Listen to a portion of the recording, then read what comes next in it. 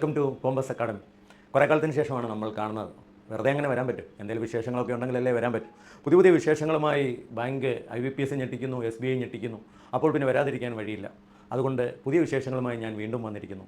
നമ്മൾ ഇന്ന് കാണുന്നത് IPS ക്ലർക്ക് നോട്ടിഫിക്കേഷനാണ്. സാറേ എല്ലാവരും നോട്ടിഫിക്കേഷൻ്റെ വീഡിയോ ഒക്കെ ഇട്ടു, സാർ ഇപ്പോഴാണോ വരുന്നത് എന്ന് ചോദിക്കുന്നവരോട് ഒറ്റ വാക്കേ ഉള്ളൂ: ലേറ്റായി വന്നാലും ലേറ്റസ്റ്റായി വരിക. അതാണ് നമ്മൾ ചെയ്യുന്നത്. നമുക്ക് നോക്കാം. ഇന്ന് നമ്മുടെ IBPS ക്ലർക്ക് ഒത്തിരി മാറ്റങ്ങളോടുകൂടി വന്നിരിക്കുന്നു. എക്സാമിന് തന്നെ മാറ്റങ്ങൾ വന്നിരിക്കുന്നു. ആ മാറ്റങ്ങൾ എന്തൊക്കെയാണ്, അതൊക്കെയാണ് ഞാൻ നോക്കുന്നത്. പിന്നെ IPS ക്ലർക്കിന് നമ്മൾ എങ്ങനെയാണ് ഓരോ സ്റ്റേറ്റും അപ്ലൈ ചെയ്യുമ്പോൾ അതിന് പ്രിഫറൻസ് കൊടുക്കും. ഞാൻ IPSPയുടെ പ്രിഫറൻസ് പറഞ്ഞിരുന്നു. എന്നാൽ സ്റ്റേറ്റിൻ്റെ പ്രിഫറൻസ് ഏതൊക്കെ ബാങ്ക് കൊടുക്കണം അതും കൂടെ നമ്മൾ ഇതിനകത്ത് നോക്കുന്നു. സോ നമുക്ക് അതിലേക്ക് പോകാം. അപ്പോൾ നമുക്ക് IPS ക്ലർക്കിൻ്റെ ഇതിലേക്ക് പോകാം. നമുക്ക് നോട്ടിഫിക്കേഷനിലേക്ക് പോകാം. ഈ പ്രാവശ്യത്തെ എന്താണ് ചേഞ്ച്?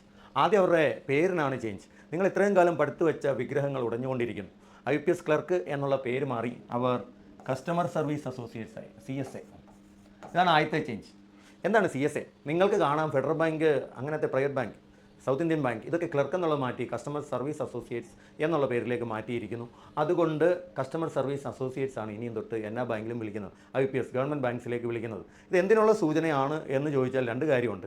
കസ്റ്റമർ ക്ലർക്ക് എന്നുള്ള വേക്കൻസിക്ക് യൂണിയൻ കാണും, അവർക്ക് എപ്പോഴും ഒരു യൂണിയൻ കാണും, രാഷ്ട്രീയ പാർട്ടിയുടെ കാണും. എന്നാൽ കസ്റ്റമർ സർവീസ് അസോസിയേറ്റ്സ് മിക്കവാറും യൂണിയൻ കാണാനുള്ള ചാൻസ് ഇനിയും തൊട്ട് അവർ പതുക്കെ അത് നള്ളിഫൈ ചെയ്യാനുള്ള ചാൻസും കൂടെ ഉണ്ട് ഇതിനകത്ത്. പിന്നെ അത് മാത്രമല്ല, എല്ലാ പ്രൈവറ്റ് ബാങ്കുകളെ പോലെ ഇവരും കോമ്പറ്റീഷനാണ്, മാർക്കറ്റിങ്ങിലേക്ക് കൂടുതൽ വന്നിരിക്കുകയാണ്. അതുകൊണ്ടാണ് ഈ കസ്റ്റമർ സർവീസ് അസോസിയേറ്റ്സ് എന്നുള്ള പേര് വന്നിരിക്കുന്നത്. അപ്പോൾ ഇനി തൊട്ട് ക്ലർക്ക് എന്നല്ല അറിയപ്പെടുന്നത്, CSA എന്നാണ് അറിയപ്പെടുന്നത്. പിന്നെ സ്ഥിരമുള്ള അവരുടെ 2026-27, എനിക്കത് ഇതുവരെ മനസ്സിലായിട്ടില്ല. 25 നിങ്ങൾ ഗൂഗിളിൽ അടിച്ച് നോക്കിയാൽ IPS ക്ലർക്ക് 2025 എന്നാണ് കിടക്കുന്ന നോട്ടിഫിക്കേഷൻ. പക്ഷേ അവരുടെ നോട്ടിഫിക്കേഷനിൽ എപ്പോഴും നമ്മൾ POയിലും കണ്ടു 26-27 എന്നാണ് കാണുന്നത്. ഇനി നമുക്ക് ഇതിൻ്റെ മേജർ ഡേറ്റ്സ്, നമ്മൾ പ്രധാനപ്പെട്ട കാര്യങ്ങൾ മാത്രമാണ് നോക്കുന്നത്. നമ്മുടെ ടീമിലേക്ക് വരണം. നമ്മൾ major dates of application, closing application, അതൊക്കെ നോക്കാം. എക്സാമുകളൊക്കെ എന്നാണ്. സോ നമുക്ക് നമ്മുടെ ഡേറ്റ്സിലേക്ക് നോക്കാം. ഇമ്പോർട്ടൻറ്റ് ഡേറ്റ്സ് എന്തൊക്കെയാണെന്ന് നോക്കാം. എഡിറ്റ് മോഡിഫിക്കേഷൻ ഓഫ് ആപ്ലിക്കേഷൻ നിങ്ങൾക്ക് എത്ര വരെയുണ്ട്? 1-ാം തീയതി തുടങ്ങിയതാണ്. ഓഗസ്റ്റ് 1 തുടങ്ങി 21 വരെയാണ് ഡേറ്റ് ഉള്ളത്. 21 ഓഗസ്റ്റ് ആണ് ലാസ്റ്റ് ഡേറ്റ്, അത് ഓർക്കുക. പേയ്മെൻറ്റ് അതും 21 വരെ, അന്ന് വരെയും നിങ്ങൾക്ക് പേയ്മെൻറ്റ് ചെയ്യാൻ പറ്റും. So edit window for candidates to modify, അതായത് എഡിറ്റ് വിൻഡോ ഉണ്ട്. നിങ്ങൾ തന്നിരിക്കുന്ന കാര്യങ്ങൾ എഡിറ്റ് ചെയ്യാൻ അവരൊരു ഡേറ്റ് തരും.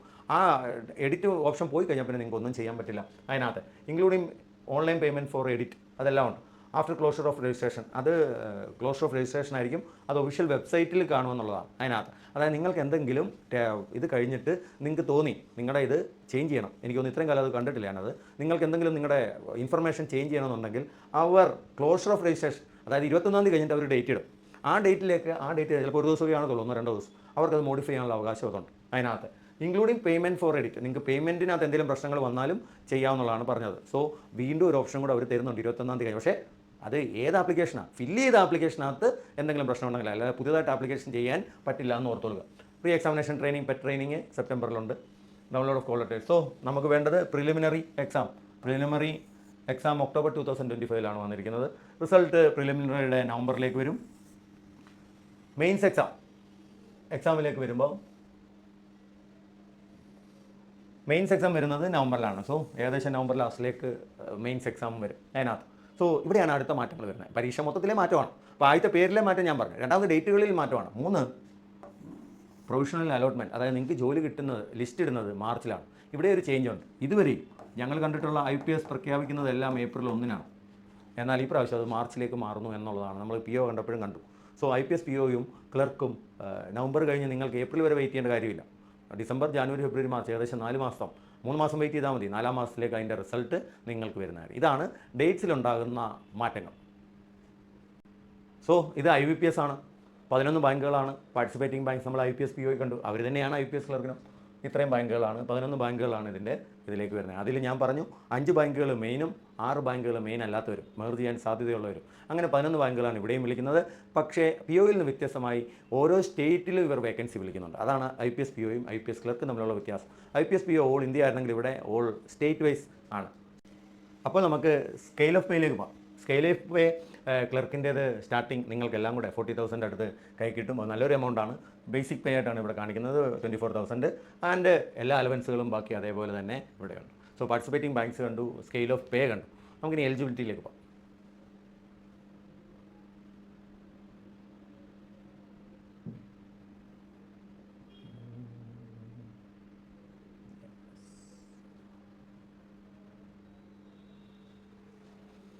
സോ ഏജ് പലർക്കും ഉള്ള ഡൗട്ടാണ്.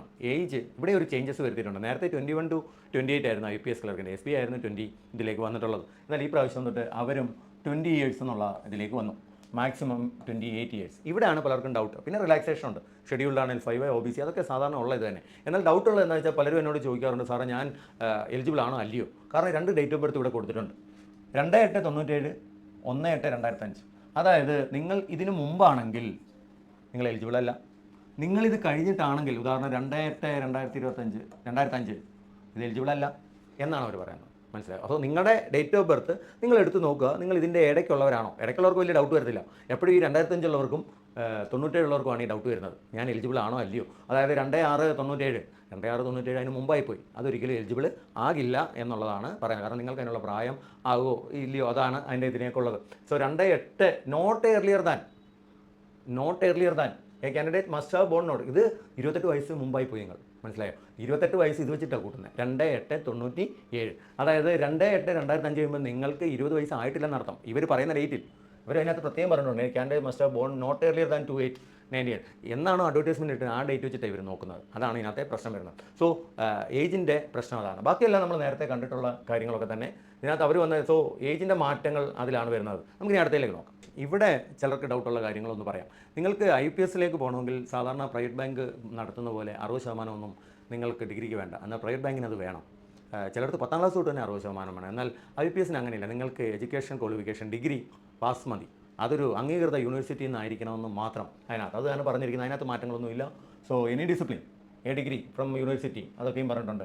പിന്നെ പറയുന്ന കാര്യങ്ങൾ എന്താണെന്ന് ചോദിച്ചാൽ, candidate must possess valid mark sheet degree certificate that she is a graduate on the day she or he registers.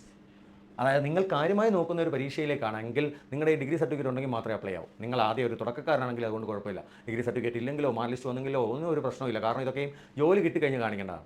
പക്ഷേ നിങ്ങൾ സീരിയസ് ആയിട്ട് ഇതിലേക്ക് പോകുന്നുണ്ടെങ്കിൽ നിങ്ങളുടെ കയ്യിൽ ഡിഗ്രി സർട്ടിഫിക്കറ്റ് ആ ഡേറ്റിൽ ഉണ്ടെങ്കിൽ ഇതിന് മുമ്പ് ഉണ്ടെങ്കിൽ മാത്രമേ അപ്ലൈ. അത് കഴിഞ്ഞിട്ട് അപ്ലൈ ചെയ്യാൻ പോയാൽ മേ ബി നിങ്ങൾക്ക് ജോലി കിട്ടുമായിരിക്കും, നിങ്ങളുടെ പ്രൊസീജിയർ ക്യാൻസൽ ആകും, നിങ്ങളുടെ സെലക്ഷൻ ക്യാൻസൽ ആകും. അത് പ്രത്യേകം ഓർക്കുക. And indicate the percentage mark obtained in graduation while registering online. So ഇതൊക്കെ സീരിയസ് ആയിട്ട് നോക്കുമ്പോൾ ഞാൻ പറഞ്ഞ കാര്യങ്ങൾ പ്രത്യേകം ഓർക്കുക.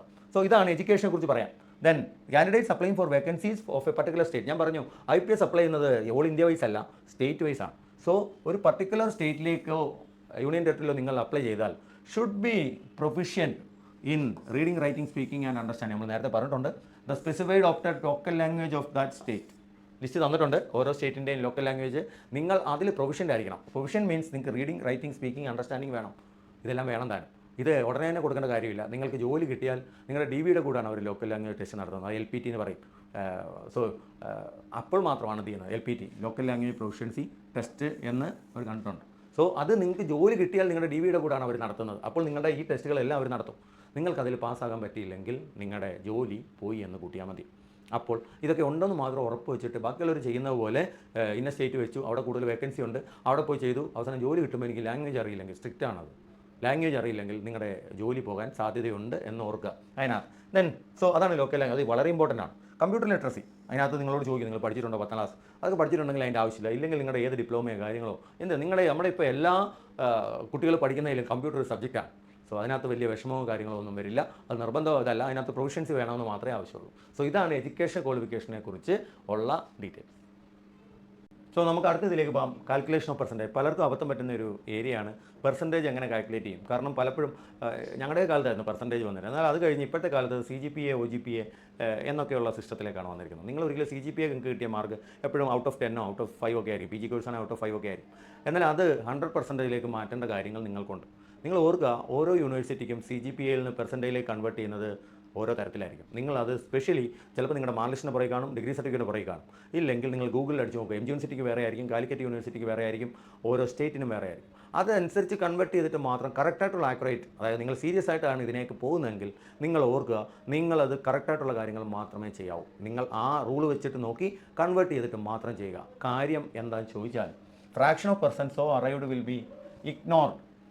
അതായത് നിങ്ങൾ അങ്ങനെ ചെയ്യുമ്പോൾ ഇത് കണ്ടോ, 59.99 ആയിരിക്കും നിങ്ങളുടേത്. ശരിക്കും നിങ്ങളത് 60% ചെയ്യും. ജോലി കിട്ടി കഴിയുമ്പോൾ ആക്ച്വലി നിങ്ങളുടെ അവർ കാൽക്കുലേറ്റ് ചെയ്ത് നോക്കും. അപ്പോൾ നിങ്ങൾക്ക് എത്രയേ ഉള്ളൂ? 59.99 ഉള്ളൂ. Will be treated as less than 60. And 54.99 will be treated as less than 50. നമുക്ക് തോന്നുന്നിടത്ത് അടിച്ചു വെക്കാൻ പറ്റില്ല എന്ന് ഓർത്തോളുക. അപ്പോൾ കറക്റ്റായിട്ടുള്ള CGPA, ഇത് പലർക്കും അബദ്ധം പറ്റുന്നുണ്ട്. അവർക്ക് വേണ്ടിയിട്ടാണ് ഇത് പറയുന്നത്. നിങ്ങൾക്ക് പിന്നെ ഒരു അബദ്ധം ഇതിലേക്ക് പറ്റരുത്. സോ നമുക്ക് അടുത്ത ഇതിലേക്ക് നോക്കാം. അടുത്ത ഡൗട്ട് വരുന്ന കാര്യമാണ് ക്രെഡിറ്റ് ഹിസ്റ്ററി. പണ്ടൊന്നും ഇതില്ലായിരുന്നു, എന്നാൽ ഇപ്പോൾ നല്ല ക്രെഡിറ്റ് ഹിസ്റ്ററി ഉള്ളവർക്കാണ് ജോലി കിട്ടുന്നത് എന്നൊരിതുണ്ട്. നിങ്ങൾക്ക് ആപ്ലിക്കേഷൻ ചെയ്യാൻ നിങ്ങൾക്ക് നല്ലൊരു ക്രെഡിറ്റ് ഹിസ്റ്ററി ആവശ്യമില്ല, അതെപ്പോഴും ഓർത്തോളുക. എന്നാൽ നിങ്ങൾക്ക് ജോലി കിട്ടിക്കഴിയുമ്പോൾ നിങ്ങളുടെ പേരിൽ എന്തെങ്കിലും ലോൺ ഉണ്ടെങ്കിൽ നിങ്ങളുടെ സിബിൽ സ്കോർ അവർ നോക്കും. സിബിൽ സ്കോർ നമ്മുടെ ക്രെഡിറ്റ് ട്രാൻസാക്ഷനെയാണ് നോക്കുന്നത്. നിങ്ങൾക്കൊരു ഹെൽത്തി ക്രെഡിറ്റ് ട്രാൻസാക്ഷൻ ഉണ്ടോ, ഹെൽത്തി ക്രെഡിറ്റ് ഹിസ്റ്ററി ഉണ്ടോ എന്ന് നോക്കും. ഹെൽത്തി ക്രെഡിറ്റ് ഹിസ്റ്ററി അല്ലെങ്കിൽ നിങ്ങളൊരു ലോൺ പോലും ശരിക്കും അടച്ചിട്ടില്ലെങ്കിൽ നിങ്ങളെങ്ങനെ ബാങ്കിൽ ജോലിക്ക് എടുക്കും? അത് നിങ്ങൾ എപ്പോഴും ഓർത്തുകൊള്ളുക. സോ നിങ്ങളുടെ പേരിൽ എന്തെങ്കിലും ബാങ്കിൽ ലോൺ ഉണ്ടെങ്കിൽ അത് അടച്ചു തീർക്കാൻ ശ്രമിക്കുക. അതായത് ഡിഫോൾട്ട് വരുത്തരുത്. ഡിഫോൾട്ട് വരുത്തിയാൽ അത് എത്രയും പെട്ടെന്ന് അടച്ചു തീർക്കാൻ നോക്കുക. ഇനി അടച്ച് തീർന്നിട്ടുണ്ടെങ്കിൽ ബാങ്കിൽ നിങ്ങൾക്ക് സിബിലൊന്നും ഇല്ലയെന്ന് ഓർക്കുക. ബാങ്കിൽ നിന്ന് ലെറ്റർ മേടിക്കുക, NOC കിട്ടും, എൻ്റെ ഇതുപോലെ ലോൺ അടച്ചു തീർത്തു, ഇയാൾ ക്ലിയർ ആണ് എന്നുള്ളത്. സോ ഇത് റെഡിയാക്കി വെക്കുക. സോ ഇത് ഇല്ലാതെ, സിബിൽ സ്കോർ ഇല്ലാതെ നിങ്ങളുടെ ജോലി പോയി എന്നുള്ള അവസ്ഥ വരരുത്. പക്ഷേ ഇത് അപ്ലൈ ചെയ്യാൻ ഒരിക്കലും ഇത് ആവശ്യമില്ല എന്ന് ഓർക്കുക. സോ ബാങ്ക് പറയുന്ന ക്രെഡിറ്റ് ഹിസ്റ്ററിയാണ് ഇതാണ് വേണ്ടത്. നിങ്ങൾക്ക് ബാങ്ക് അക്കൗണ്ട് ഇല്ലെങ്കിൽ കുഴപ്പമില്ല, ബാങ്ക് അക്കൗണ്ട് ഇല്ലാത്തവരാരും ഇല്ല എന്ന് ഞാൻ വിചാരിക്കുന്നു, കാണും. സോ ഇതൊരു ഇതല്ല. സോ ഇതിലേക്ക് നിങ്ങൾക്ക് ലോണ് കറക്റ്റായിട്ട് അടച്ചിട്ടില്ല ഇല്ലെങ്കിൽ ലെറ്റർ മേടിക്കാൻ പറ്റിയില്ലെങ്കിൽ അവർ പ്രത്യേകം പറയുന്നുണ്ട്, failing which the letter offer may be withdrawn or cancelled. ഇല്ലെങ്കിൽ ക്യാൻസൽ ആയിപ്പോകും. സോ സിബിൽ സ്കോർ എപ്പോഴും ചെക്ക് ചെയ്യുന്ന നല്ലതാണ്. അയ്യോ എൻ്റെ പേരിൽ ലോണൊന്നും ഇല്ലാത്തത് സിബിൽ സ്കോർ മോശമായിരിക്കും. സോ നിങ്ങൾ എന്തെങ്കിലുമൊക്കെ ട്രാൻസാക്ഷൻ, ക്രെഡിറ്റ് കാർഡ് എടുക്കുമോ, അങ്ങനത്തെ ഇതിൽ കറക്റ്റായിട്ട് അടയ്ക്കണം. ജോലി ഇല്ലാത്ത ആളുകൾ എങ്ങനെ ക്രെഡിറ്റ് കാർഡ് എടുക്കും? അത് വേറൊരു ചോദ്യം. സോ ഇതൊന്നും വലുതായിട്ട് ബാധിക്കില്ല എന്നാണ് എൻ്റെ വിശ്വാസം. നിങ്ങളുടെ എഡ്യൂക്കേഷൻ ലോണ് ഉണ്ടെങ്കിൽ സൂക്ഷിക്കുക, അത് മാത്രമേ ഓർക്കൂ. സോ ഇതാണ് ഇതിനെക്കുറിച്ച് പറയാനുള്ളത്. ദെൻ നിങ്ങൾക്ക് അറിയാനുള്ള കാര്യം, ആപ്ലിക്കേഷൻ ഫീസ് 850 റുപ്പീസ് അതിനകത്ത്. സോ അതൊക്കെ സ്ഥിരമായിട്ടുള്ള കാര്യങ്ങൾ തന്നെ അതിനകത്ത്. അപ്പോൾ നമുക്ക് കാതലായ ചേഞ്ചസ് എവിടെയാണെന്ന് നോക്കാം. അടുത്താണ് നമ്മുടെ മെയിൻ പാർട്ട് വരുന്നത്. എക്സാം എങ്ങനെയാണ്, സ്ട്രക്ചർ ഓഫ് ദ എക്സാം, അതാണ് നമ്മൾ നോക്കുന്നത്. സ്ട്രക്ചർ ഓഫ് എക്സാം പ്രിലിംസ് ഉണ്ട്. പ്രിലിംസിൽ മാറ്റങ്ങളൊന്നുമില്ല, നിങ്ങൾക്കറിയാവുന്നതുപോലെ തന്നെ. ഇംഗ്ലീഷ് 30 മാർക്കും, റീസണിങ് 35ഉം, ഡാറ്റ ഇൻ്റർപ്രിട്ടേഷൻ 35. ഈ ഇതിലാണ് വരുന്നത്. ഓരോന്നിനും മാർക്കുകളും അതേപോലെ സൂചിപ്പിക്കുന്നുണ്ട്. Reasoning 30 question 30 mark, numerical ability 35 question 35 mark, reasoning 35 same. So 100 question 100 mark, എന്നാൽ ടൈം എല്ലാത്തിനും 20 മിനിറ്റ് വെച്ച്. സോ 1 മണിക്കൂറിൻ്റെ എക്സാമാണ് പ്രിലിംസിലേക്ക് വരുന്നത്. നിങ്ങൾ ശ്രദ്ധിക്കേണ്ട കാര്യം, SBI ഓഫീസർ ആകട്ടെ ക്ലർക്ക് ആകട്ടെ സെക്ഷൻ കട്ട് ഓഫ് ഇല്ല. എന്നാൽ IPS ക്ലർക്കിന് നിങ്ങൾ ഇതെല്ലാം ജയിക്കണം, സെപ്പറേറ്റ് ജയിക്കുകയും വേണം, ടോട്ടൽ ജയിക്കുകയും വേണം. എന്നാൽ SBI ക്ലർക്കോ POയോ അങ്ങനെ ഒരു കാര്യമില്ല. നിങ്ങൾക്ക് എല്ലാം കൂടെ ജയിച്ചാൽ മതി. അതായത് 3 കൂടെ ജയിച്ചാൽ മതി. സെപ്പറേറ്റ് ടൈമിംഗ് ഒക്കെ ഉണ്ട്. എന്നാൽ മാർക്ക് വരുമ്പോൾ നിങ്ങൾ 3 കൂടെ സെപ്പറേറ്റ് ജയിക്കണമെന്നില്ല. എന്നാൽ IPSന് അത് സെപ്പറേറ്റ് ഉണ്ട് എന്നർത്ഥം. സോ പ്രിലിംസ് എക്സാം കഴിഞ്ഞ് ഇത് 3 പാസ്സായി ടോട്ടൽ പാസ്സാകുന്ന ഒരു കട്ട് ഓഫ് ഉണ്ടെങ്കിൽ, സോ ഇവിടെ ഓർക്കുക, ഓരോ സ്റ്റേറ്റ് വൈസ് ആയിരിക്കും കട്ട് ഓഫ്. തമിഴ്നാടിനൊരു കട്ട് ഓഫ്, കേരളത്തിനൊരു കട്ട് ഓഫ് എന്ന് ഓർക്കുക. മറ്റേ POയ്ക്ക് അങ്ങനെയല്ല, ഓൾ ഇന്ത്യ കട്ട് ഓഫാണ്. സോ ഇത് സ്റ്റേറ്റ് വൈസ് കട്ട് ഓഫ് കഴിയുമ്പോൾ നിങ്ങൾ മെയിൻസ് എക്സാമിന് പാസ്സായിട്ടോ എക്സാമിന് എലിജിബിൾ ആണെങ്കിൽ മെയിൻസ് എക്സാം നടത്തും. ഇവിടെയാണ് ഇനി കാതലായ ചേഞ്ചസ് വരുന്നത്. 2024 വരെ നിങ്ങൾ കണ്ട IPS ക്ലർക്കല്ല, CSI എന്ന പേര് മാറ്റിയതോടുകൂടി അവർ ഇച്ചിരി സ്റ്റാൻഡേർഡായി എന്ന് തോന്നുന്നു. അവർ എക്സാം പാറ്റേണെ മാറ്റിക്കളഞ്ഞു. എക്സാം പാറ്റേൺ മാറ്റിയത് എങ്ങനെയാണ് എന്ന് നമുക്ക് നോക്കാം. മെയിൻസ് എക്സാമിലേക്ക് നോക്കാം.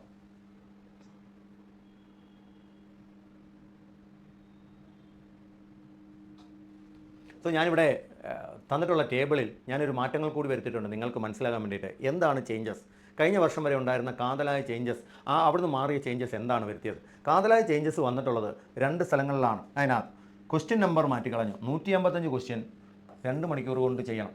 അതാണ് ഏറ്റവും വലിയ മാറ്റം. നേരത്തെ അതിൻ്റെ സ്ഥാനത്ത് ഞാനിവിടെ ഓൾഡാണ് എഴുതിയിട്ടുള്ളത് നിങ്ങൾക്ക് മനസ്സിലാകാൻ വേണ്ടിയിട്ട്. ഇതിൽ നിന്നാണ് ഇതിലേക്ക് വന്നിട്ടുള്ളത്. മാർക്കെല്ലാം സെയിം തന്നെ. നേരത്തെ 190 ക്വസ്റ്റ്യൻ 160 മിനിറ്റ്, അതായത് 2 മണിക്കൂർ 40 മിനിറ്റ് കൊണ്ട് ചെയ്യേണ്ട ക്വസ്റ്റ്യൻസ് ഇപ്പോൾ 155 ക്വസ്റ്റ്യനിലേക്ക് മാറ്റി. 155 ക്വസ്റ്റ്യനിലേക്ക് മാറ്റി 120 മിനിറ്റ്, 2 മണിക്കൂർ കൊണ്ട് അത് ചെയ്യുക. സോ എല്ലാത്തിലും ഒരു ചേഞ്ചസ് വന്നു. അല്ലാതെ അതേ സെയിം ക്വസ്റ്റ്യൻ നമ്പർ ചെയ്ത് ടൈം കുറച്ചാലാണ് പ്രശ്നം. ഇതങ്ങനെയല്ല. പക്ഷേ എവിടെ നിന്നൊക്കെയാണ് ഈ ചേഞ്ചസ് വന്നിട്ടുള്ളത്?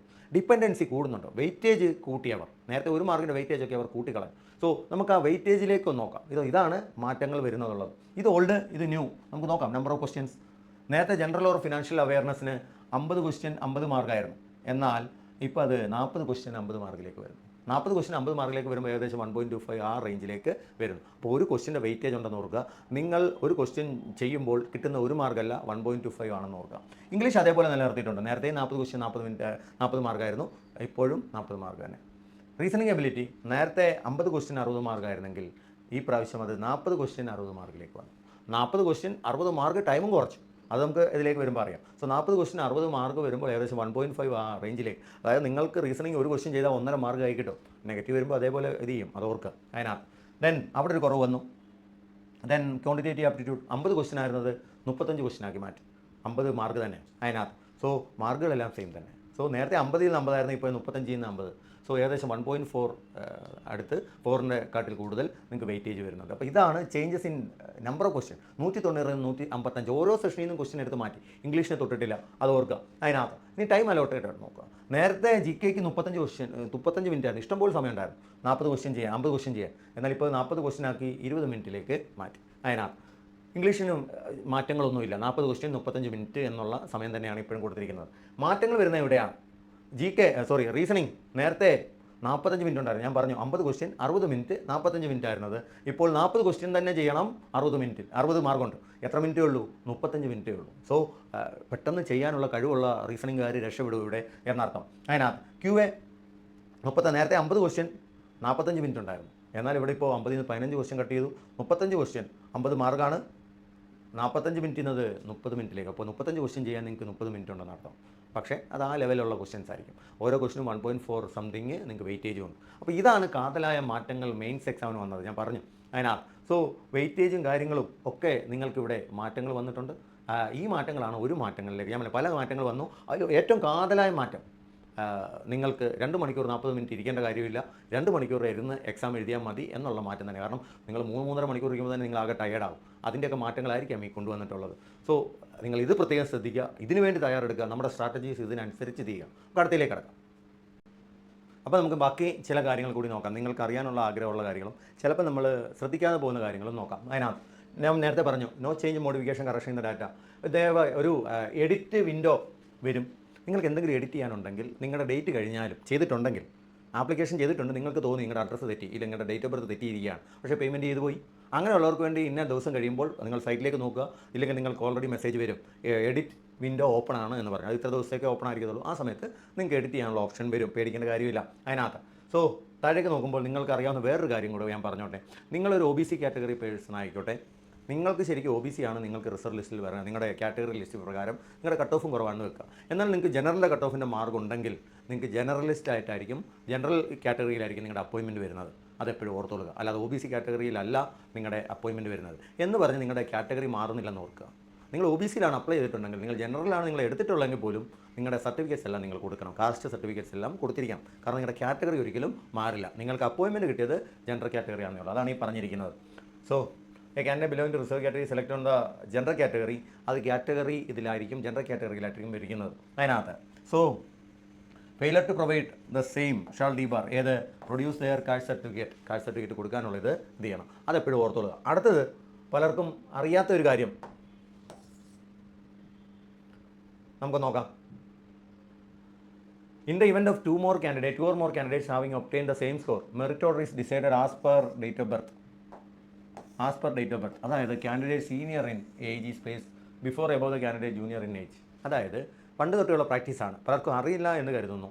നിങ്ങൾക്ക് രണ്ടുപേർക്ക് ഒരേ സ്കോർ വന്നു, ഒരാൾക്ക് പ്രായം 25-ഉം ഒരാൾക്ക് പ്രായം 28-ഉം ആണെങ്കിൽ 28-ഉള്ള ആളിനെ ആയിരിക്കും കൺസിഡർ ചെയ്യുന്നത്, 25-ഉള്ള ആൾ വെളിയിലേക്ക് പോകും. ഇത് എന്തിനാണെന്ന് ചോദിച്ചാൽ അവർക്ക് വേറെ ചാൻസുകൾ ഇല്ലാത്തത് കൊണ്ട് എപ്പോഴും സീനിയോറിറ്റി ലെവലിലാണ് അത് നോക്കുന്നത്. ഇപ്പോൾ ഉദാഹരണം, നിങ്ങൾ ഒരു ഇൻ്റർവ്യൂവിന് പോകുമ്പോൾ നിങ്ങൾ പ്രായം കൂടുതലാണെന്ന് പറഞ്ഞ് പേടിക്കേണ്ട കാര്യമില്ല, നിങ്ങൾക്ക് കിട്ടാനുള്ള ചാൻസ് കൂടിയിരിക്കും. അതാണ് ഈ പറഞ്ഞതിനർത്ഥം. അത് പലർക്കും അറിയില്ല, അതുകൊണ്ട് അതിനെക്കുറിച്ച് പ്രതിഷേധിക്കാനൊന്നും പോകേണ്ട കാര്യമില്ല. അതങ്ങനെയാണ്, as per the prevailing practice എന്നാണ് പറഞ്ഞത്. പണ്ട് തൊട്ടേ അങ്ങനെയാണ് എടുക്കുന്നത്.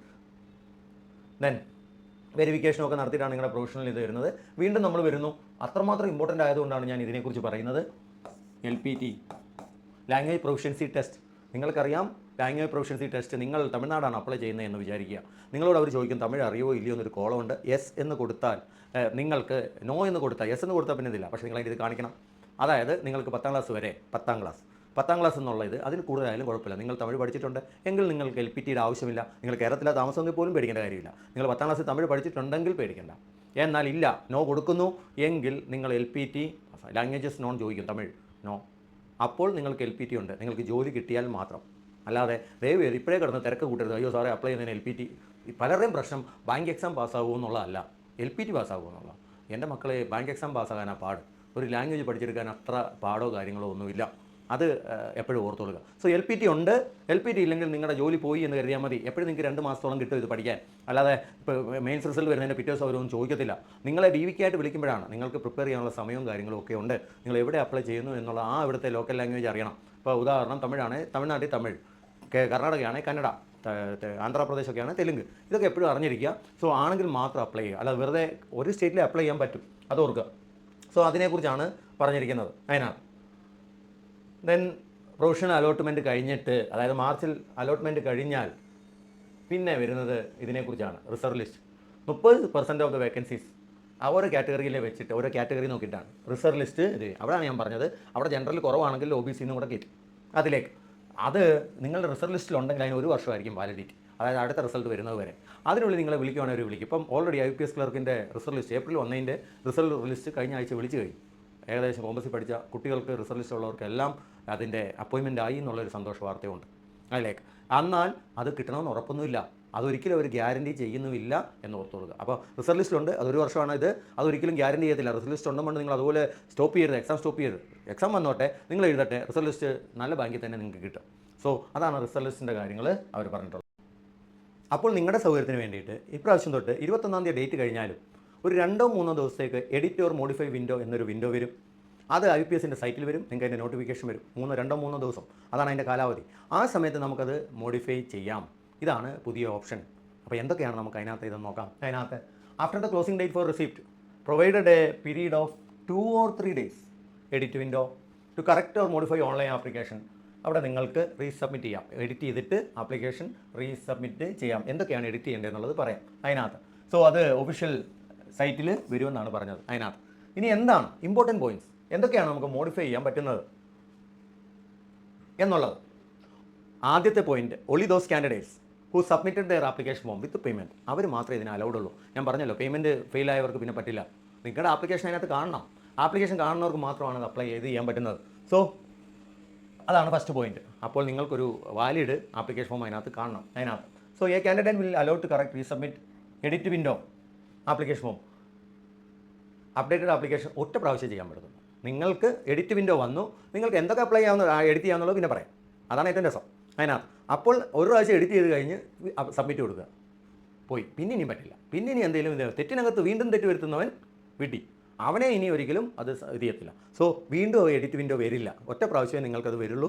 അതിൽ നിങ്ങൾ കറക്റ്റായിട്ട് നിങ്ങളുടെ എന്താണ് തെറ്റ്, ഇപ്പോൾ നിങ്ങളുടെ ഞാൻ കൊടുത്ത മാർക്ക് പെർസെൻറ്റേജ് ഞാൻ പിന്നെ കൂട്ടിയപ്പോഴാണ് എനിക്ക് മനസ്സിലായത് അത് 61%. എന്നാൽ ഞാൻ കൊടുത്തത് 60% ഉള്ളൂ. അപ്പോൾ നിങ്ങൾക്ക് തിരുത്താം. അതാണ് ആ കാര്യങ്ങളിലേക്ക്. സോ അതാണ് രണ്ടാമത്തേത്. ദെൻ ഇനിയാണ് നമ്മൾ ശ്രദ്ധിക്കേണ്ട കാര്യം, നിങ്ങൾ ശ്രദ്ധിക്കേണ്ട കാര്യം.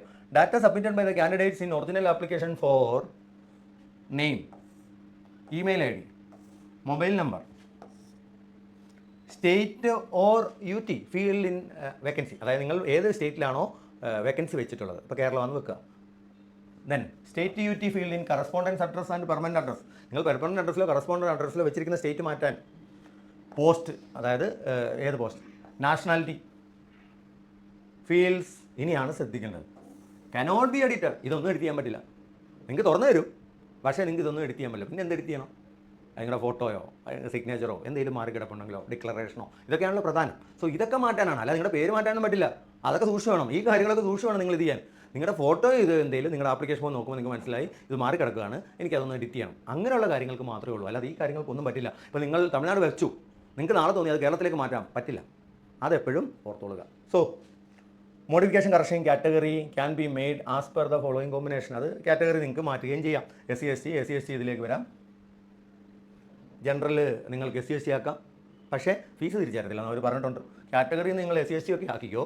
Fees already paid will not be refunded. പോയി ചാടി വീഴരുത്. ജനറലാണ് വെച്ചത്, ഞാനത് SC/STയിലേക്ക് മാറ്റുന്നു, പക്ഷേ എൻ്റെ പൈസ തിരിച്ചറിയണമെന്ന് പറഞ്ഞാൽ നടക്കത്തില്ല. ഓൾറെഡി ഫീസൊക്കെ ഞങ്ങൾ മേടിച്ചു, എന്തെങ്കിലും എഡിറ്റ് ചെയ്തിട്ട് പോകാനുണ്ടെങ്കിൽ പോവുക.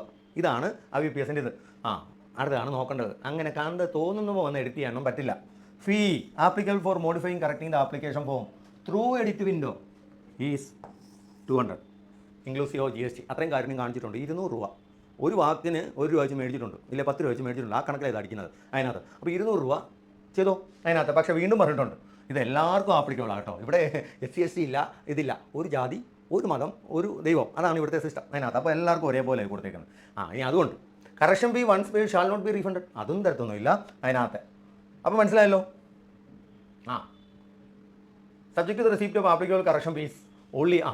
നിങ്ങൾക്ക് വന്നിട്ടുള്ള ഇതിൽ നിങ്ങളുടെ പേയ്മെൻറ്റ് അവിടെയും കിട്ടണം. 200 രൂപ അവിടെയും പേയ്മെൻറ്റ് ചെയ്താൽ ലാസ്റ്റ് ചെയ്ത ആപ്ലിക്കേഷൻ ആയിരിക്കും വാലിഡ്. അല്ലാതെ ആദ്യത്തേതല്ല വാലിഡ്, രണ്ടാമത് നിങ്ങൾ കറക്റ്റ് ചെയ്തതായിരിക്കും വാലിഡ്. അതെപ്പോഴും ഓർത്തോളുക. ദെൻ മൾട്ടിപ്ലിക്ക് ആപ്ലിക്കേഷൻ ഉണ്ടെന്ന് വെക്കുക.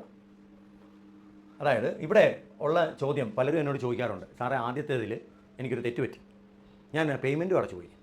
അപ്പോൾ നിങ്ങൾക്ക് ഞാൻ അന്നേരം പറയാമായിരുന്നു, മോളെ രണ്ടാമത് അപ്ലൈ ചെയ്തോളുക, സെയിം പേര് വെച്ചിട്ട് സെയിം ഇതിൽ നിങ്ങളുടെ ലേറ്റസ്റ്റ് മാത്രമേ അവർ കൺസിഡർ ചെയ്യത്തുള്ളൂ. ഒരേ പേരിലുള്ള ഇത് വന്നാൽ സെയിം ക്രെഡൻഷ്യൽസ് എല്ലാം സെയിം ആണെങ്കിൽ ലാസ്റ്റ് ഒരേ മൊബൈൽ നമ്പറിൽ നിന്നിട്ടുള്ള ഇതാണെങ്കിൽ ലാസ്റ്റ് ലേറ്റസ്റ്റ് മാത്രമേ അവിടെ ഇത് ചെയ്യത്തുള്ളൂ. ഇപ്പോൾ ഇവിടെ അതിൻ്റെ ഒരു കാര്യമില്ല, കാരണം എഡിറ്റ് വിൻഡോ വരുന്നത് കൊണ്ട് നമുക്കതില്ല. ഇതിപ്പോൾ ഇൻ കേസ് നിങ്ങളുടെ പേര് തെറ്റിയെങ്കിൽ എഡിറ്റ് വിൻഡോ കൊണ്ട് കാര്യമില്ല, അവിടെ എഡിറ്റ് ചെയ്യാൻ പറ്റില്ല. അപ്പോൾ നിങ്ങൾ ഒരു ആപ്ലിക്കേഷൻ, പക്ഷേ ഡേറ്റിന് മുമ്പ് വേണം കേട്ടോ, ആപ്ലിക്കേഷൻ രണ്ടാമത് അയക്കുന്നതായിരിക്കും നല്ലത്. നിങ്ങൾ പേടിക്കേണ്ട, 2 എണ്ണം വരില്ല നിങ്ങളുടെ പേരിൽ, ഹോൾ ടിക്കറ്റ് ഒന്ന് മാത്രമേ വരത്തുള്ളൂ. ലേറ്റസ്റ്റ് ഏതാണോ അതായിരിക്കും വരുന്നതെന്ന് ഓർത്തോളുക. സോ ഇവിടെ ലേറ്റസ്റ്റ് ആയിരിക്കണം നിങ്ങൾ ഇത് ചെയ്യേണ്ടതെന്ന് ഓർത്തോളുക. ദെൻ പരീക്ഷ എഴുതാൻ പോകുമ്പോൾ അപ്ലൈ ചെയ്യുമ്പോൾ ശ്രദ്ധിക്കേണ്ട കാര്യം, ഇനി പരീക്ഷ എഴുതാൻ പോകുമ്പോൾ നിങ്ങൾ ശ്രദ്ധിക്കേണ്ട കാര്യം, ഇത് നിങ്ങൾക്ക് അറിയാം എന്തൊക്കെയാണ് ഇത് ചെയ്യേണ്ടത് എന്നറിയാം. ഞാൻ നിങ്ങൾക്ക് അതൊന്ന് സ്ക്രീൻഷോട്ട് എടുത്താൽ മതി, ഞാൻ അതിനെക്കുറിച്ച് കൂടുതൽ കാര്യങ്ങൾ പറയുന്നില്ല. ഇതൊക്കെ വായിച്ച് നോക്കിയിട്ട് വേണം നിങ്ങൾ ഇത് ചെയ്യാനായിട്ട്. കോപ്പി അടിക്കാനുള്ള ഒരു കാര്യങ്ങളും അവരവിടെ അലോ ചെയ്യില്ല, ഇൻക്ലൂഡിങ് വാട്ടർ ബോട്ടിലെ കാര്യങ്ങൾ, ബെൽറ്റ് കാര്യങ്ങൾ ഒന്നും എഴുതില്ല എന്നാണ് അവർ പറഞ്ഞിരിക്കുന്നത്. സോ നിങ്ങൾക്ക് അവിടെ തർക്കിക്കാൻ പറ്റില്ല. പോകുന്നതിന് മുമ്പ് ഇതൊക്കെ ശരിക്കും വായിച്ച് നോക്കിയിട്ട് പോകുക. സോ ആപ്ലിക്കേഷൻ്റെ ഫോമിൻ്റെ കാര്യങ്ങളും എല്ലാം ഞാൻ പറഞ്ഞു. ഇനി നമുക്ക് നമ്മുടെ മെയിൻ കാര്യങ്ങളിലേക്ക് പോകാം, വേക്കൻസിയും എങ്ങനെ പ്രയോറിറ്റി വെക്കുക എന്നുള്ളത്. അപ്പോൾ നമ്മൾ മേജർ കാര്യങ്ങളൊക്കെ പറഞ്ഞു കഴിഞ്ഞു, ഇപ്രാവശ്യത്തെ മാറ്റങ്ങൾ എന്തൊക്കെയാണെന്നുള്ളത് പറഞ്ഞു കഴിഞ്ഞു. ഇനി നമ്മുടെ യൂഷ്വൽ ഇതിലേക്ക് വരാം. നമ്മുടെ പ്രിഫറൻസ്, IBPS POയുടെ പ്രിഫറൻസ് ഞാൻ നിങ്ങൾക്ക് വീഡിയോ ഇട്ടിരുന്നു. അത് സ്റ്റേറ്റ് വൈസ് അല്ല, ഇത് വൈസാണ്, കൺട്രി വൈസാണ്. അപ്പോൾ ഒറ്റ പ്രിഫറൻസാണ്. വേക്കൻസി എല്ലാം ഒരു കൺട്രിക്ക് വേണ്ടിയിട്ടുള്ള. എന്നാൽ ഇവിടെ സ്റ്റേറ്റ് വൈസ് പ്രിഫറൻസ്, അതേ ബാങ്കുകൾ സ്റ്റേറ്റ് വൈസ് പ്രിഫറൻസ് നടത്തുമ്പോൾ നമ്മൾ എങ്ങനെയാണ് കേരളത്തിൽ വെക്കുന്നവർ അപ്ലൈ ചെയ്യേണ്ടത്. കേരളത്തിൽ അത്യാവശ്യം നല്ല വേക്കൻസി ഉണ്ട്, 330 വേക്കൻസി ഉണ്ട്. അതിലേറ്റവും മുമ്പിൽ കാനറ ബാങ്ക് നിൽക്കുന്നു അതിലേക്ക്. സോ നമ്മൾ അന്ന് പറഞ്ഞ ഇത് ഏറ്റവും കൂടുതൽ കേരളത്തിലെ റാങ്കിങ്ങും മേജർ 5 ബാങ്ക്സും അവരുടെ റാങ്കിങ്ങും അവരുടെ ബ്രാഞ്ചസും നോക്കിയിട്ടാണ് ഞാനത് പറഞ്ഞത്. അത് പ്രകാരം നമ്മൾ ഇതാണ് കേരളത്തിലാക്കുന്നവർ വെക്കേണ്ടത്. ഒന്നാമത് കാനറ, കാരണം അവർക്ക് കൂടുതൽ വേക്കൻസി ഉണ്ട്, അവർ തന്നെയാണ് നമ്പർ 1 ആയിട്ട് വരുന്നത്. Then union bank of India ഉണ്ട്, കേരളത്തിൽ ഏറ്റവും കൂടുതൽ ബ്രാഞ്ചസ് ഉള്ളതാണ്, 50. സോ സെക്കൻഡ് റാങ്കിൽ അവർ നിൽക്കും. ബാങ്ക് ഓഫ് ബറോഡ മൂന്നാമതുണ്ട്. Then fourth one Indian bank not റിപ്പോർട്ടറാണ്, ഓർക്ക് റിപ്പോർട്ട് ചെയ്തിരിക്കും. കാരണം 5ാം റാങ്ക് നിൽക്കുന്ന പഞ്ചാബ് നാഷണൽ ബാങ്കിന് 5ആണ്. സോ അതിനേക്കാൾ എന്തായാലും കൂടുതലായിരിക്കും ഇന്ത്യൻ ബാങ്കിന്. ഇവിടെ അതിനെക്കാട്ടിൽ കൂടുതൽ ബ്രാഞ്ചസ് ഉണ്ട്, അപ്പോൾ കൂടും, ഇന്ത്യൻ ബാങ്കിന് കൂടും. അതുകൊണ്ടാണ് ഇന്ത്യൻ ബാങ്കിന് 4 കൊടുത്ത് പഞ്ചാബ് നാഷണൽ ബാങ്ക് 5 കൊടുത്തത്. കാരണം ഈ വേക്കൻസി ഒക്കെ കൂടും അതിനകത്ത്. ഇത് ഏറ്റവും നല്ല വേക്കൻസിയാണ്, ഇത് കൂടാനുള്ള ചാൻസ്. കാരണം ഇന്ത്യൻ ബാങ്ക് പോലെ ഒരു നല്ല ബാങ്ക് വിളിക്കാനുള്ളിടത്തോളം കാലം വേക്കൻസി കൂടും. അത് തമിഴ്നാട്ടിൽ തന്നെ ഭയങ്കരമായിട്ട് കൂടും, അത് ഓർക്കുക. കേരളത്തിലും അതിനനുസരിച്ച് കൂടും, അത്രയും മതി. കാരണം കേരളത്തിൽ ഏറ്റവും കൂടുതൽ വിളിക്കുന്നത് കാനറ ബാങ്കും യൂണിയൻ ബാങ്കുമാണ് അതിനകത്ത്. സോ 6ാമത് നമ്മൾ വേക്കൻസി അനുസരിച്ച് ബാക്കിയുള്ള 6 പേരെ നമ്മൾ ഇത് ചെയ്യുന്നു. പലരും 0 വേക്കൻസിയാണ്, അവർക്ക് നിങ്ങൾ വെച്ചേ പറ്റും, അതുകൊണ്ടാണ് ഞാനിത് കൊടുത്തത്. സോ 6ാമത് central bank, bank of Maharashtra 7ാമത്, യൂക്കോ ബാങ്ക് നോട്ട് റിപ്പോർട്ടറാണ്, വിളിക്കും. അതുകൊണ്ട് നമ്മൾ 8ാമത് വെക്കുന്നു. ബാക്കി 3 പേർക്ക് വേക്കൻസികളില്ല. സോ 9, 10, 11 അങ്ങനെ വെക്കുന്നു. അപ്പോൾ കേരളത്തിൽ അപ്ലൈ ചെയ്യുന്നവർ ഇങ്ങനെ ചെയ്താൽ നിങ്ങളുടെ സ്വപ്നം ബാങ്കിൽ കിട്ടാനുള്ള ചാൻസ്, നിങ്ങളുടെ റാങ്ക് കൂടുതലാണെങ്കിൽ നിങ്ങൾക്ക് കിട്ടാനുള്ള ചാൻസ് കൂടും. സോ അങ്ങനെ ചെയ്യുക. നമുക്ക് അടുത്ത 2 സ്റ്റേറ്റും കൂടെ നോക്കാം. നിങ്ങൾക്ക് വേറെ സ്റ്റേറ്റ് അപ്ലൈ ചെയ്യാൻ പറ്റുമോ ഇല്ലയോ? പറ്റും, പക്ഷേ ആ സ്റ്റേറ്റ് മാത്രമേ അപ്ലൈ ചെയ്യാൻ പറ്റൂ. നിങ്ങൾക്ക് അവിടുത്തെ LPT അറിയുകയും വേണം. അങ്ങനെയുള്ളവരുടെ ആഗ്രഹത്തിന് വേണ്ടിയിട്ട് ഞാൻ പറയുകയാണ്, നിങ്ങൾക്ക് എവിടെ അപ്ലൈ ചെയ്യണം. ഇത് കർണാടക സ്റ്റേറ്റാണ്. കർണാടക സ്റ്റേറ്റ് ഹ്യൂജ് വേക്കൻസി, നല്ലപോലെ വേക്കൻസി ഉണ്ട്. അതെപ്പോഴും ഓർത്തോളുക. 1170 വേക്കൻസി ഉണ്ട്. ഇവിടുത്തെ എല്ലാ ബാങ്കുകളും അത്യാവശ്യം നല്ലപോലെ വിളിച്ചിട്ടുണ്ട്. കാരണം അവിടെ കൂടുതലും ബ്രാഞ്ചസ് ഉണ്ട് ഈ ബാങ്കുകൾക്ക്. അതുകൊണ്ട് കർണാടക അപ്ലൈ ചെയ്യുന്നവർക്ക് വേണ്ടിയിട്ട് പ്രയോജനപ്രദമായ കാര്യങ്ങൾ പറയുന്നു. അവരുടെ പ്രിഫറൻസ് എപ്പോഴും കാനറ ബാങ്ക്, കർണാടകയാണ് ഹെഡ് ക്വാർട്ടർ. അതുകൊണ്ട് അവരുടെ വേക്കൻസിയും ഭയങ്കരമാണ്, 675. So obviously Canara bank will be the priority for Karnataka state applying candidate. Second bank of ബറോഡയാണ്, 253 ഇതായിട്ടുണ്ട്. തേർഡ് ഇന്ത്യൻ ബാങ്ക് വിളിച്ചിട്ടില്ല, പക്ഷേ കർണാടകയിൽ നല്ല ബ്രാഞ്ചസ് ഉണ്ട് ഇന്ത്യൻ ബാങ്കിന്. തമിഴ്നാടിന് അടുത്ത് കിടക്കുന്നു, ഇന്ത്യൻ ബാങ്കിന് ബ്രാഞ്ചസ് ഉണ്ട്. സോ ഒബ്വിയസ്ലി കൂടാൻ ചാൻസ് ഉണ്ട്. അതുകൊണ്ടാണ് ഞാൻ 3 ഇട്ടത്. നിങ്ങൾ 3 വേറെ കൊടുത്താലും കുഴപ്പമില്ല. And 4 it is union bank of India 50. അതുകൊണ്ടാണ് ഞാൻ ഇന്ത്യൻ ബാങ്കിനേക്കാൾ യൂണിയൻ ബാങ്കിനേക്കാൾ കർണാടകയിൽ ഇന്ത്യൻ ബാങ്ക് വിളിക്കാൻ ചാൻസ് ഉണ്ട്. അതുകൊണ്ട് 4th one is union bank of India and 5th one is Punjab national bank. ഞാൻ എന്താ പഞ്ചാബ് നാഷണൽ ബാങ്ക് വെച്ചെന്ന് ചോദിച്ചാൽ ആ 5 എണ്ണം മെയിൻ ബ്രാഞ്ച് ആയതുകൊണ്ട് അവർക്ക് എപ്പോഴും 5 കൊടുത്തിട്ടേ നിങ്ങൾ മുന്നോട്ട് പോകാവൂ. Then 6 it is bank of India, 6ാം റാങ്കിൽ നിൽക്കുന്ന ആളാണ്, വലിയ ബാങ്കാണ്. സോ 6 കൊടുക്കുക. And central bank of India 47 അതിന് 7 കൊടുക്കുക. Bank of Maharashtra 8th rank and IOB Indian overseas bank 9 and UCO bank not reported ആണ്, എന്നാലും 10ാമത്തേത് കൊടുത്താൽ മതി നിങ്ങൾ, കാരണം റാങ്ക് അതുപോലെ താഴെയാണ്. പഞ്ചാബ് നാഷണൽ ബാങ്ക് ഏറ്റവും ലോവസ്റ്റ് റാങ്ക് ഉള്ളതാണ്, 30 അപ്പോയിൻമെൻ്റ് ഉണ്ട്. അപ്പോൾ ഇതാണ് കർണാടകയുടെ നിങ്ങളുടെ.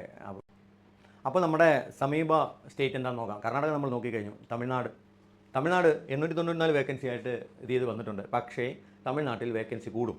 1000 ഇഷ്ടത്തിൻ്റെ മുകളിലേക്ക് വേക്കൻസി പോകും എന്ന് മിക്കവാറും ഉറപ്പാണ്. കാരണം നിങ്ങൾ നോക്കിയാൽ കാണാം, നിങ്ങൾ IPS ലിസ്റ്റ് എടുത്ത് നോക്കിയാൽ ഏത് ബാങ്കാണോ ആ സ്റ്റേറ്റിൽ ഹെഡ് ക്വാർട്ടർ ഉള്ളത് അവിടെ നല്ല വേക്കൻസി ആയിരിക്കും. ഉദാഹരണം പഞ്ചാബ് ആൻഡ് നാഷണൽ ബാങ്ക് കേരളത്തിൽ വളരെ കുറവാണ് ബ്രാഞ്ച്, എന്നാൽ ഡൽഹിയിലേക്ക് ചെല്ലുമ്പോൾ അത് 200 ഇഷ്ടം വേക്കൻസിയിലേക്ക് പോകും. കേരളത്തിൽ 10 പോലും ഇല്ല വേക്കൻസി എന്ന് ഓർക്കുക, ചിലപ്പോൾ 0 ആയിരിക്കാം. എന്നാൽ അവരുടെ ഹെഡ് ക്വാർട്ടറിലാവുമ്പോൾ അങ്ങനെ ചെയ്യും. എന്നാൽ ഇവിടെ നമുക്ക് ശുഭസൂചകമായ ഒരു കാര്യമുണ്ട്. ഇന്ത്യൻ ബാങ്ക് തമിഴ്നാടാണ് ഹെഡ് ക്വാർട്ടർ, അവിടെ നോട്ട് റിപ്പോർട്ടറാണ്. നോട്ട് റിപ്പോർട്ടർ മീൻസ് 0 അല്ല, അവർ ഈ പ്രോസസ്സിൻ്റെ ഇടയ്ക്ക് അത് റിപ്പോർട്ട് ചെയ്യും. റിപ്പോർട്ട് ചെയ്യുമ്പോൾ സ്വാഭാവികമായി ഏറ്റവും കൂടുതൽ, ഇപ്പോൾ കർണാടകയിൽ നമ്മൾ കാനറ ബാങ്ക് കണ്ടു, ഏറ്റവും കൂടുതൽ വേക്കൻസി വരുന്നത് അവരുടെ ഹെഡ് ക്വാർട്ടറിലായിരിക്കും, അവരുടെ സ്റ്റേറ്റിലായിരിക്കും. സോ തമിഴ്നാട്ടിൽ വേക്കൻസി കൂടാനുള്ള ചാൻസ് ഉണ്ട്. സോ ഞാനിവിടെ ഇത് തന്നിട്ടുണ്ട്, ഞാനത് പറഞ്ഞിട്ടുണ്ടെങ്കിൽ തന്നെ നമ്മളത് അൺസർട്ടൻ ആയതുകൊണ്ട്, പക്ഷേ കൂടും. അൺസർട്ടൻ ആയതുകൊണ്ട് ഏറ്റവും കൂടുതൽ വേക്കൻസി ഉള്ള കാനറ ബാങ്കിൽ തന്നെ വന്നു. കേരളത്തിൽ നിന്ന് വെക്കുവാണെങ്കിൽ കാനറ ബാങ്ക് ആയിരിക്കണം ഫസ്റ്റ്. തമിഴ്നാട്ടിലുള്ള ആളുകളാണെങ്കിൽ നിങ്ങൾ ഫസ്റ്റ് ഇന്ത്യൻ ബാങ്ക് അപ്ലൈ ചെയ്യാം. കാരണം നിങ്ങളുടെ സ്വന്തം ബാങ്ക് എന്നുള്ളൊരു അഭിമാനം നിങ്ങൾക്ക് കാണും. സോ അവർ വെക്കുമ്പോൾ ഇന്ത്യൻ ബാങ്ക് 1ഉം കാനറ 2. സോ നമ്മൾ വെക്കുവാണെങ്കിൽ ആരാണോ അല്ലാതെ വെക്കുന്നത് അവർക്ക് Canara bank 1 and Indian bank 2 വെച്ചാൽ മതി. സ്വാഭാവികമായും ബാങ്ക് ഓഫ് ബറോഡ 3ാമത് വരുന്നു. Union bank, Punjab national bank ഇവിടെ കൂടുതലുണ്ട്, സോ 60. യൂണിയൻ ബാങ്ക് ഇവിടെ കുറവാണ്, so 5. So Punjab national bank 4ഉം 5ഉം. എപ്പോഴും ശ്രദ്ധിക്കുക, ഈ മേജർ ബാങ്ക്സ് അവർക്ക് വേക്കൻസി കുറവാണെങ്കിൽ പോലും നിങ്ങൾ ഈ 5 പേരെ വെച്ച് കഴിഞ്ഞിട്ട് അടുത്ത ആളുകളിലേക്ക് കടക്കാവും. 6ാമത് വരുന്ന ആൾ bank of India. Bank of India ഞാൻ അന്ന് പറഞ്ഞ പോലെ ഏറ്റവും വലിയ ബാങ്കാണ്. നിങ്ങൾ ഇന്ത്യൻ ബാങ്കിനെക്കാട്ടി വലുതാണ് ബാങ്ക് ഓഫ് ഇന്ത്യ, അത്രയും ലാർജസ്റ്റ് ആണ്. അതൊരിക്കലും മെർജ് ചെയ്യത്തില്ല. സോ നിങ്ങൾ വേക്കൻസി കുറവാണോ എന്തെയോ നോക്കേണ്ട കാര്യമില്ല, അടുത്ത നിങ്ങൾ ബാങ്ക് ഓഫ് ഇന്ത്യ അപ്ലൈ ചെയ്യുക. അല്ലാതെ വേക്കൻസി കൂടുതലാണല്ലോ നോക്കിയിട്ട് വേറെ എണ്ണത്തിൽ പോയാൽ, അസ്ഥിരമായ ഒരു ബാങ്കിൽ പോയാൽ നാളെ ഏത് നിമിഷവും നിങ്ങളുടെ ജോലി അതുപോലെ ആയിരിക്കും. അതെപ്പോഴും ഓർത്തോളുക. സോ 7ാമത് സെൻട്രൽ ബാങ്ക് ഓഫ് ഇന്ത്യ കൂടുതൽ വേക്കൻസി ഉള്ള ഇതിലേക്ക് വരുന്നുണ്ട്. സെൻട്രൽ ബാങ്ക് ഓഫ് ഇന്ത്യ കൂടുതൽ വേക്കൻസിയും വിളിക്കുന്നുണ്ട്, സോ അവരെ വെക്കുക. ദെൻ 8ാമത് വരുമ്പോൾ ഇന്ത്യൻ ഓവർസീസ് ബാങ്ക് 50 വേക്കൻസിയുമായി. 9 bank of Maharashtra 40 vacancy. 10 UCO bank വിളിക്കും, നോട്ട് റിപ്പോർട്ടറാണ്. And 11 Punjab and Sind bank. തമിഴ്നാടിനെ നോക്കുമ്പോൾ എല്ലാ ബാങ്കുകളും വിളിച്ചിട്ടുണ്ട്. എന്നാൽ കേരളത്തിൽ പലതും 0 ആണ്. ഇതുമ്പോൾ തമിഴ്നാട്ടിൽ അത്രമാത്രം ഇതുള്ളതുകൊണ്ട് അവരത് എല്ലാ ബാങ്കുകളും വിളിച്ചിട്ടുണ്ട്. അപ്പോൾ നല്ലൊരു ഓപ്പർച്യൂണിറ്റിയാണ്. നിങ്ങൾക്ക് അവിടുത്തെ ലാംഗ്വേജ് അറിയണം എന്നുള്ളൊരു കുഴപ്പം മാത്രമേ ഉള്ളൂ അതിനകത്ത്. അപ്പോൾ ഞാൻ ഈ കാണിച്ചത് നിങ്ങൾക്ക് ഇഷ്ടമുള്ള സ്റ്റേറ്റ് വെക്കാം, വെക്കുന്നതിന് കുഴപ്പമില്ല. LPT എന്നുള്ളൊരു കാര്യമുണ്ട്, അത് ആദ്യം പരീക്ഷ പാസ്സാകാൻ നോക്കുക, അത് കഴിഞ്ഞ് നമുക്ക് LPTയുടെ കാര്യം ചിന്തിക്കാം. അപ്പോൾ വെക്കുമ്പോൾ ഒരു സ്റ്റേറ്റ് മാത്രമേ വെക്കാൻ പറ്റത്തുള്ളൂ. അതിൻ്റെ പ്രിഫറൻസാണ് ഞാൻ ഈ കാണിച്ചിരിക്കുന്നത്. അപ്പോൾ നമുക്ക് എല്ലാവരും നല്ലപോലെ അപ്ലൈ ചെയ്യുക. നിങ്ങളുടെ ഡൗട്ടുകളും കാര്യങ്ങളും ഉണ്ടെങ്കിൽ അത് അയയ്ക്കുക. എല്ലാം കാര്യങ്ങൾ മോസ്റ്റ്ലി ഞാൻ ദൂരീകരിച്ചു എന്ന് ഞാൻ വിശ്വസിക്കുന്നു. എല്ലാം നല്ലപോലെ ഇതൊക്കെ നിങ്ങളെ മുന്നോട്ട് നയിക്കട്ടെ. ഇത് അപ്ലൈ ചെയ്യുന്നതിന് മുമ്പ് ഈ വീഡിയോ ഒന്ന് കാണാൻ ശ്രമിക്കുക. അപ്പോൾ IBPS ക്ലർക്ക് അല്ല, കസ്റ്റമർ സർവീസ് അസോസിയേറ്റ് എന്ന പുതിയ നാമധാരിയെക്കുറിച്ചുള്ള എല്ലാ കാര്യങ്ങളും നിങ്ങളെ ഞാൻ അറിയിച്ചു.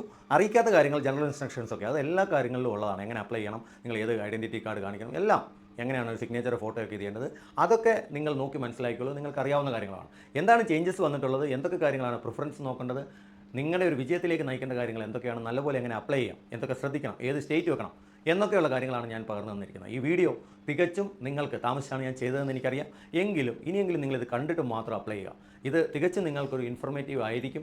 നിങ്ങൾക്കില്ലാത്ത പല അറിവുകൾ എനിക്കും പുതിയ അറിവുകൾ പകർന്നു തന്നിട്ടുണ്ട്. അപ്പോൾ അതൊക്കെയും നിങ്ങൾ നല്ലപോലെ യൂട്ടിലൈസ് ചെയ്യും എന്ന് ഞാൻ വിശ്വസിക്കുന്നു. ഓർക്കുക, നമ്മുടെ മുന്നിലേക്ക് അവസരങ്ങൾ കുമിഞ്ഞുകൂടി വരികയാണ്. ആദ്യം SBI PO വന്നു, പിന്നെ IBPS PO വന്നു, ഇപ്പോൾ IBPS ക്ലർക്ക് വന്നു, തൊട്ടുപുറകെ SBI ക്ലർക്കും വന്നു. ഞാൻ അതിൻ്റെ വീഡിയോ വേറെ ചെയ്യാം അതിനകത്ത്. സോ ഈ അവസരങ്ങളൊക്കെ നിങ്ങൾക്ക് വേണ്ടിയിട്ടാണ്. ആരാണോ നല്ലപോലെ വർക്ക് ചെയ്യുന്നവൻ, നല്ലപോലെ ഹാർഡ് വർക്ക് ചെയ്യുന്നവൻ, ഇതിനായി നോക്കിയിരിക്കുന്നവൻ, ഇതിനായി തന്നെ ഫോക്കസ് ചെയ്തിരിക്കുന്നവൻ, ഇത് സ്വപ്നം കാണുന്നവൻ, അവന് വേണ്ടിയിട്ടുള്ളതാണ് IBPS ക്ലർക്ക്. ഇതൊന്നും അപ്രാപ്യമായ കാര്യമല്ല. ഇതൊന്നും നമ്മൾക്ക് അപ്രാപ്യമായ കാര്യമല്ല, നിങ്ങൾക്ക് അപ്രാപ്യമായ കാര്യമല്ല. നിങ്ങൾ മനസ്സ് വെച്ചാൽ എല്ലാം കിട്ടുന്നതാണ്. പക്ഷേ അതിനായി ഒരു കാര്യമുണ്ട്, നമ്മളതിനായി മനസ്സ് വെക്കണം. നനച്ചാൽ ഞാൻ പുനിയെ പിടിപ്പേൻ, ஆனால் ഉയിര് പോയാലും നനയ്ക്കമാട്ട്. അതാണ്. മനസ്സുണ്ടെങ്കിൽ ഞാൻ പുലിയെ പിടിക്കും, പക്ഷേ ഞാൻ എന്നെ കൊന്നാലും ഞാൻ മനസ്സ് വെക്കത്തില്ല എന്നാണ് പലരുടെ ആറ്റിറ്റ്യൂഡ്. അങ്ങനെയുള്ളവർക്ക് വേണ്ടിയിട്ടുള്ളതല്ല. ഞാൻ ഇതിനായി ജനിച്ചവനാണ്, ഇതിനായി ഞാൻ പരിശ്രമിക്കുന്നവനാണ്.